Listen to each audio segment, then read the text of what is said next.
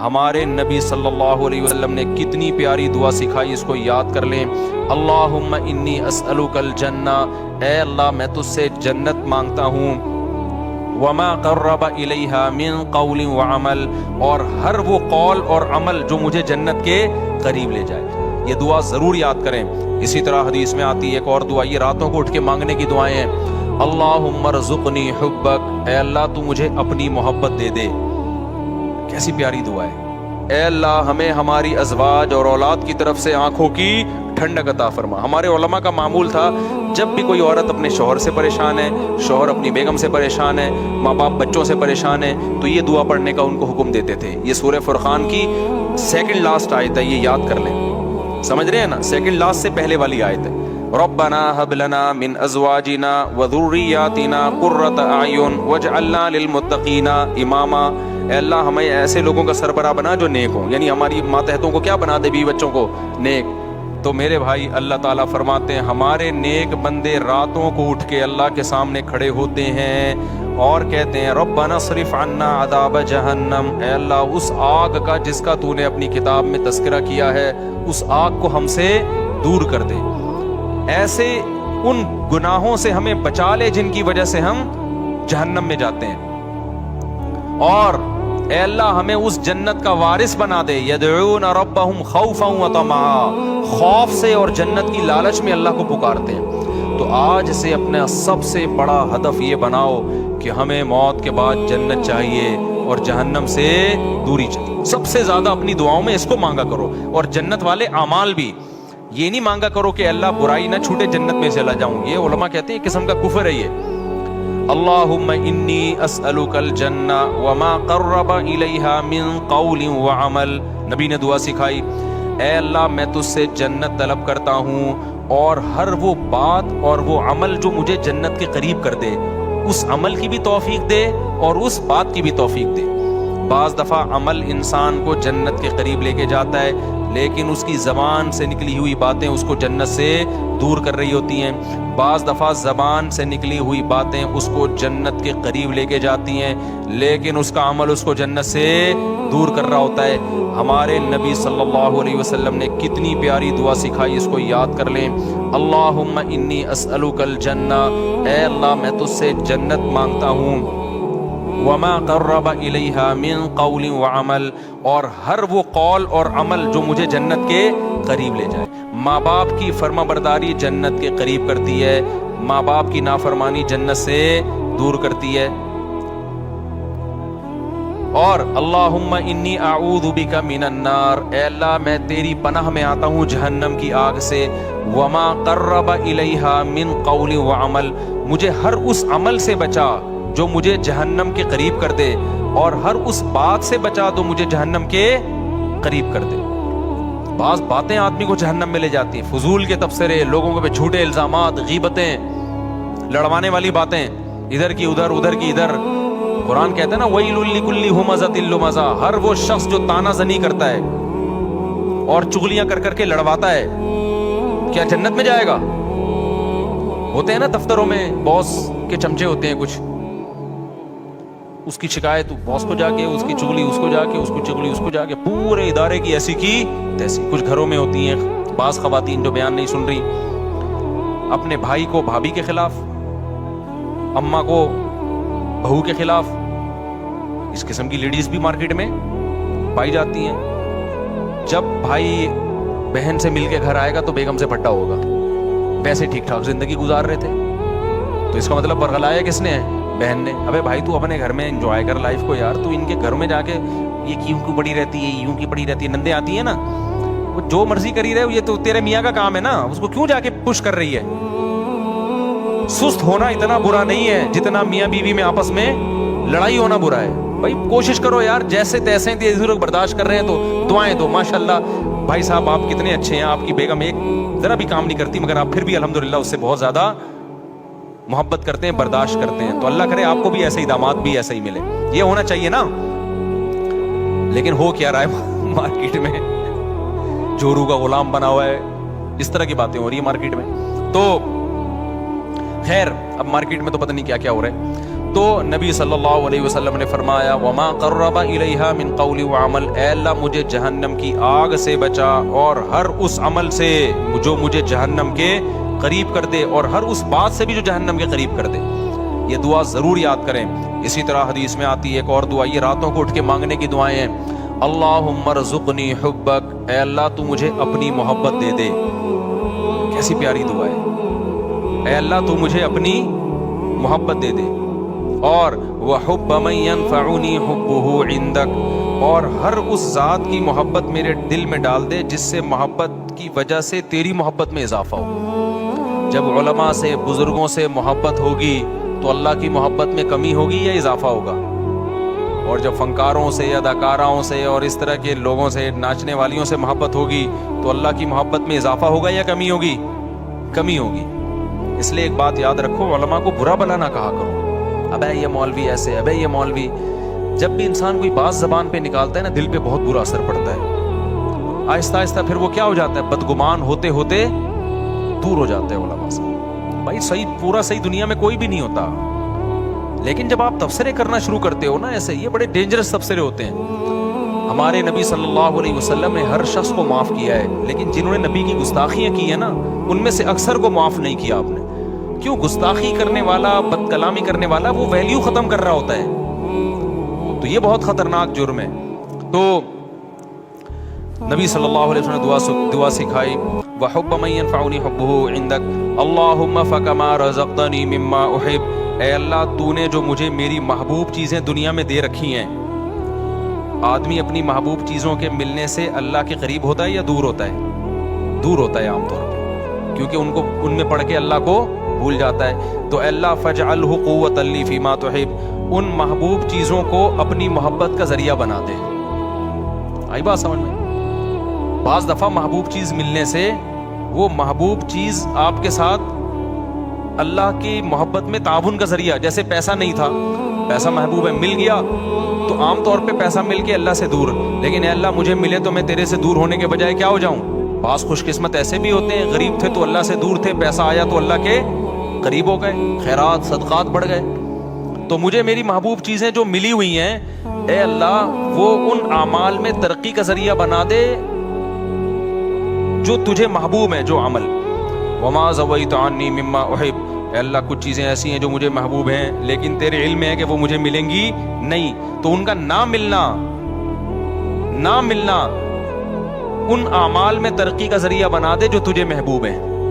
بعض دفعہ نہ ملتا ہے، انسان کو غم ہوتا ہے، اور اس غم میں وہ اللہ کو یاد کر لیتا ہے اور اللہ کی محبت میں ترقی کا ذریعہ بن جاتی ہے چیز۔ خلاصہ یہ نکلا، اپنی محبت چاہیے اور جیسے تیسے ہو تیری محبت ہی چاہیے، بس اور کچھ نہیں چاہیے ہمیں۔ نہیں آ رہی بات میرا خیال ہے سمجھ میں؟ تو یہ دعائیں مانگا کرو میرے بھائی رات کو اٹھ کے۔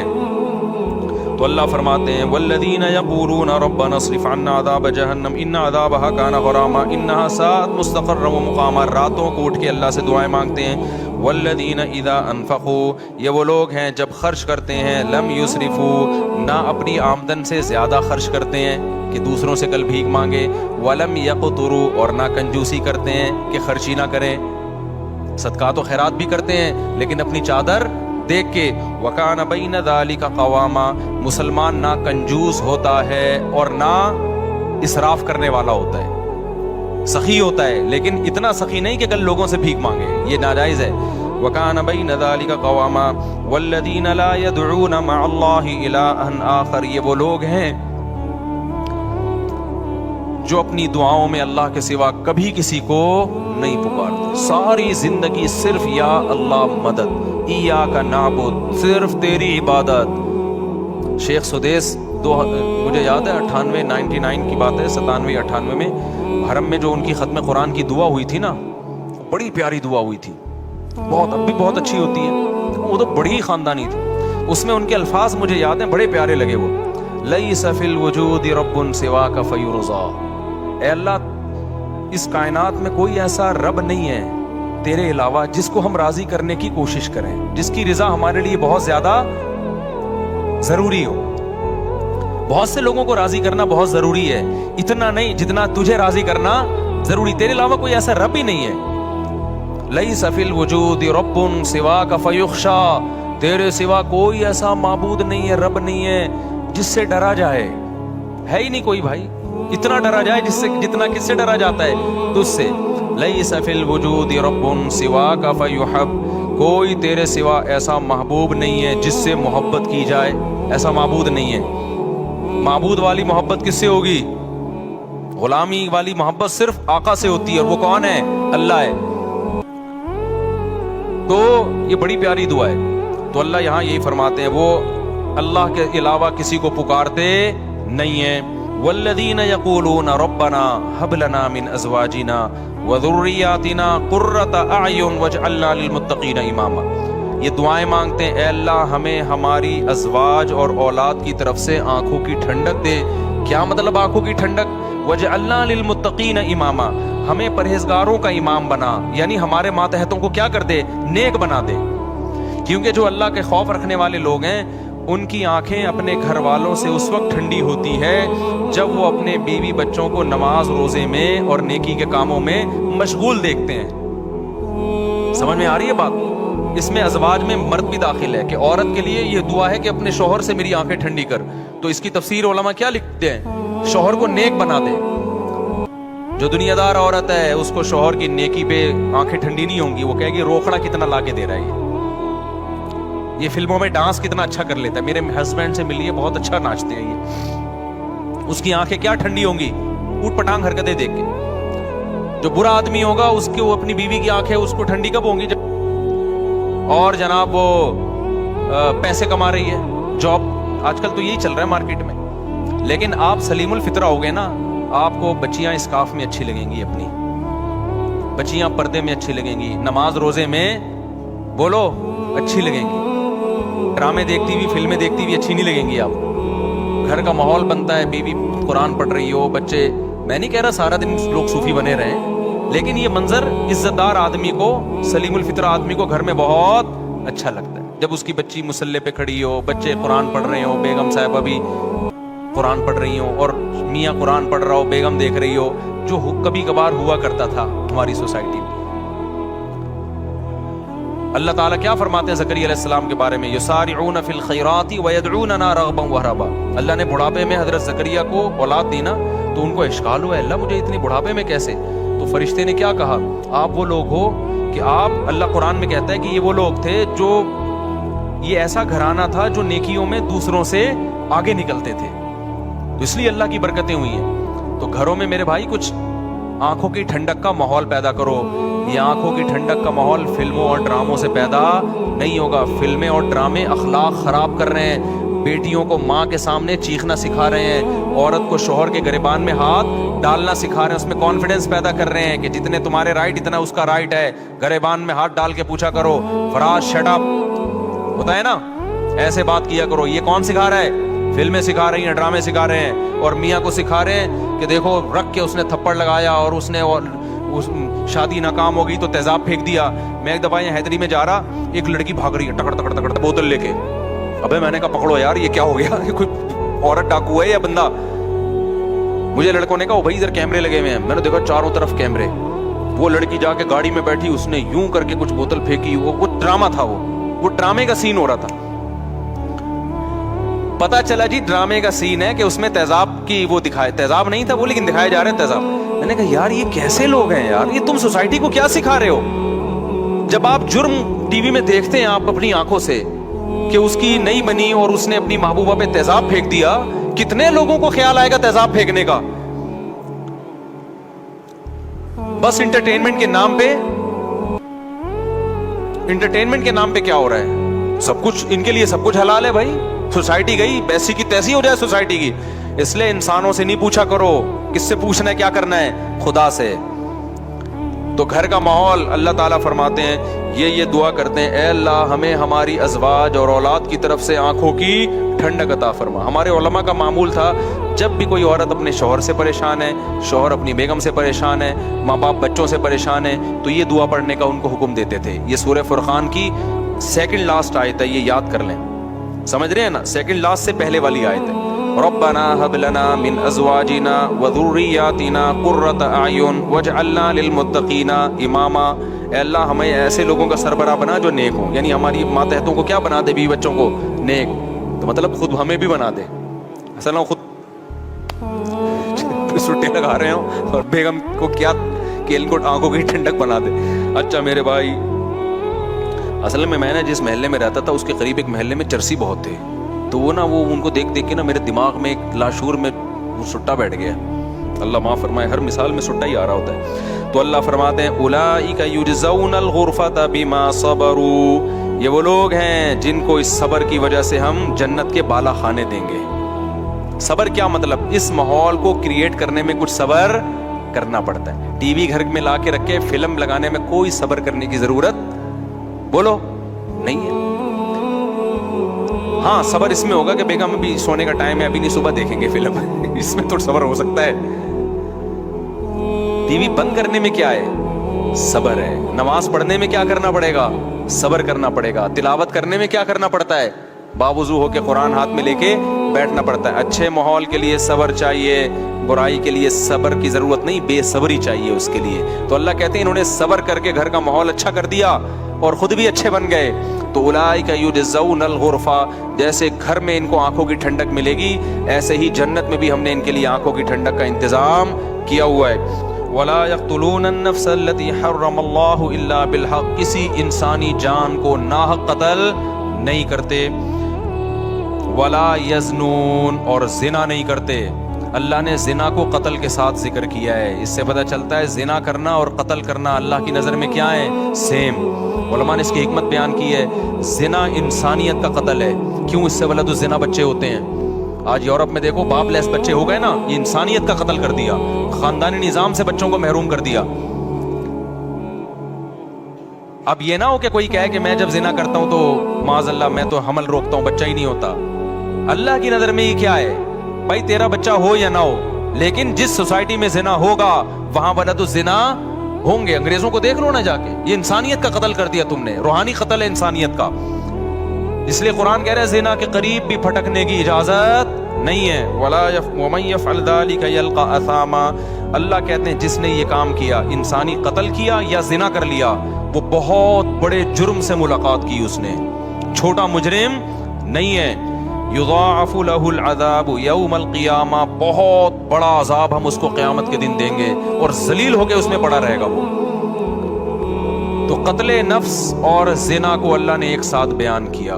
آج قتل کو تو جرم سمجھا جا رہا ہے، زنا کو جرم نہیں سمجھا. جب کوئی کہاں کرے نا یہ میری گرل فرینڈ ہے، اس کو بولو اللہ کے عذاب سے ڈر. یہ بھنگیوں چماروں کی عادت ہو سکتی ہے گرل فرینڈ رکھنا، کسی شریف آدمی کی عادت نہیں ہو سکتی ہے، خاندانی آدمی کی عادت نہیں ہو سکتی. فخر سے بتا رہے ہوتی میری گرل فرینڈ ہے، میری گرل فرینڈ. انٹرویو آ رہے ہیں بھائی، کیوں پروموٹ کر رہے ہو اس چیز کو؟ بولے وہ بھنگی ہے، زنا کر رہے، صاف صاف یہ بولنا تو نے گرل فرینڈ رکھی ہوئی ہے، کیا لگتی ہے تیری ہے؟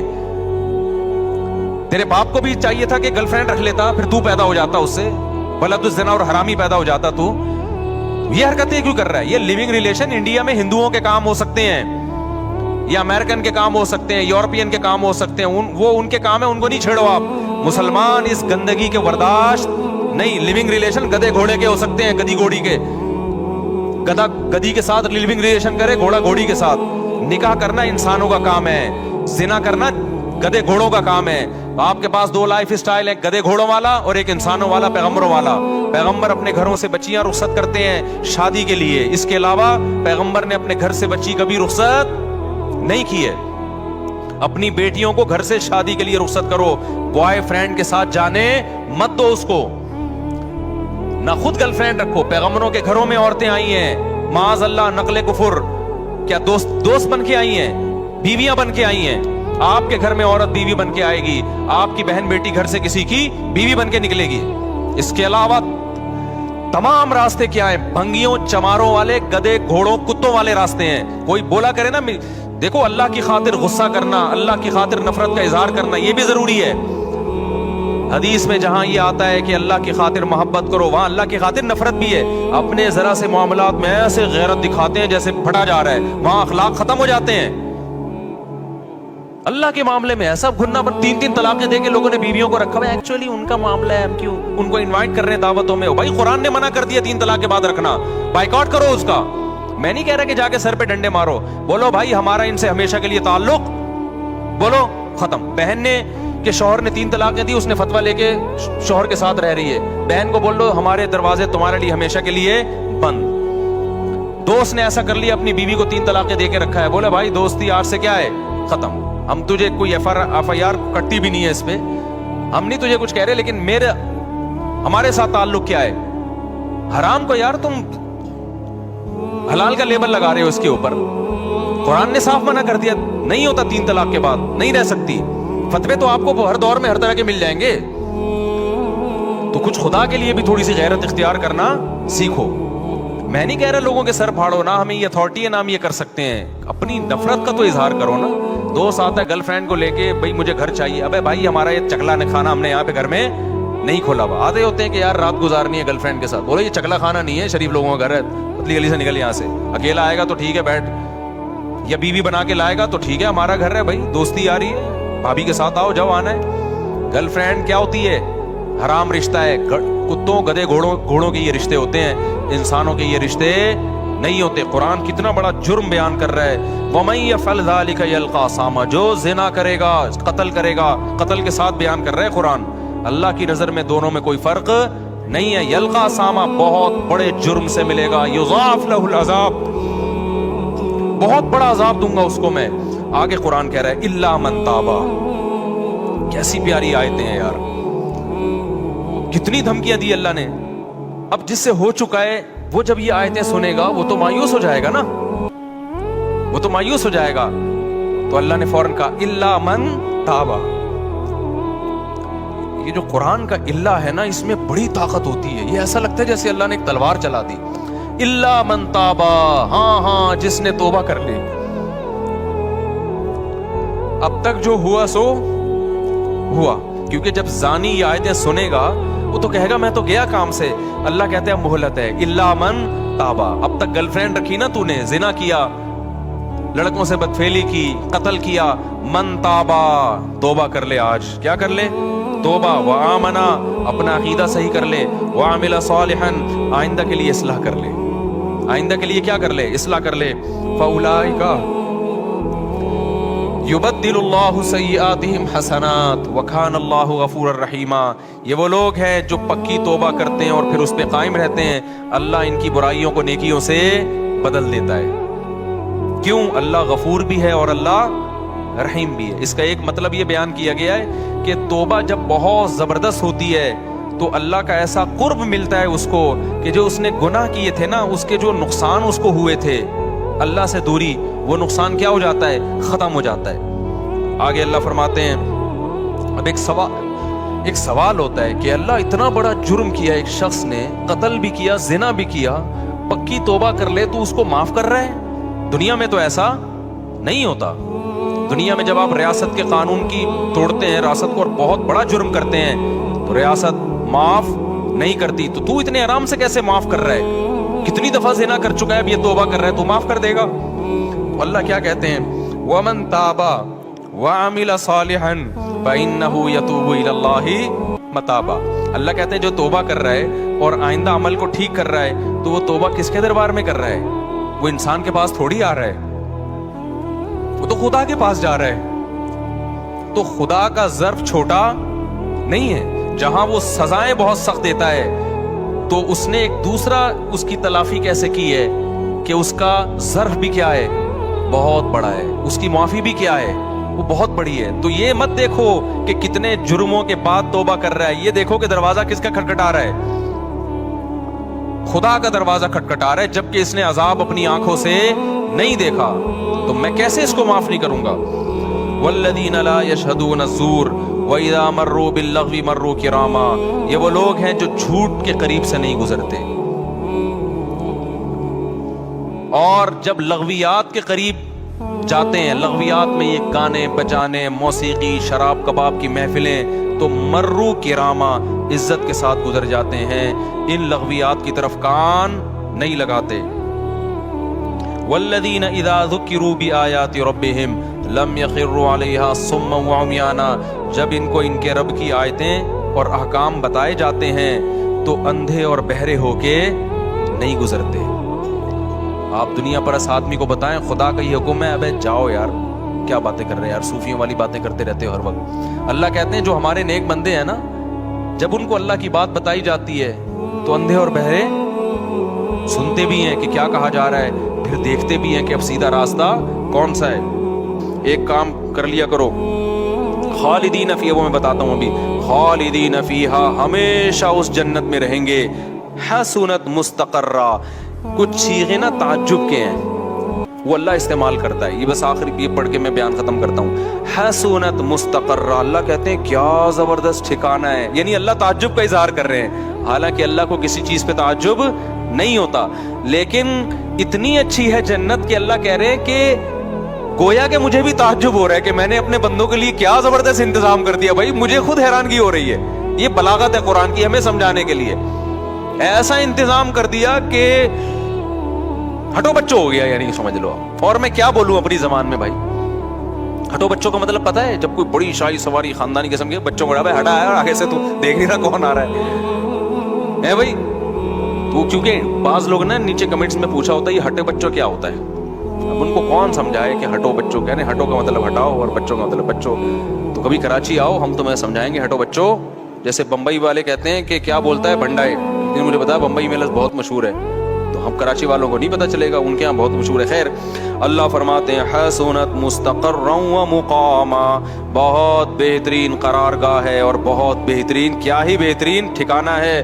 قل ما یعبأ بکم ربی لولا دعاؤکم، آخر میں اللہ سورہ فرقان میں بڑی زبردست بات کہتے ہیں کہ دیکھو تم اپنے رب کو اگر یاد نہیں رکھو گے تو رب کو تمہاری کیا پرواہ ہے بھائی، تم آپس کے ہی مسئلوں میں لگے رہو گے، کھا اسی کر رہے ہو، پہن اسی کر رہے ہو، بھول اسی کو گئے ہو، تو پھر آخرت میں مجھ سے امیدیں مت لگانا، میں تو اسی کو یاد رکھوں گا جو مجھے یاد رکھے گا۔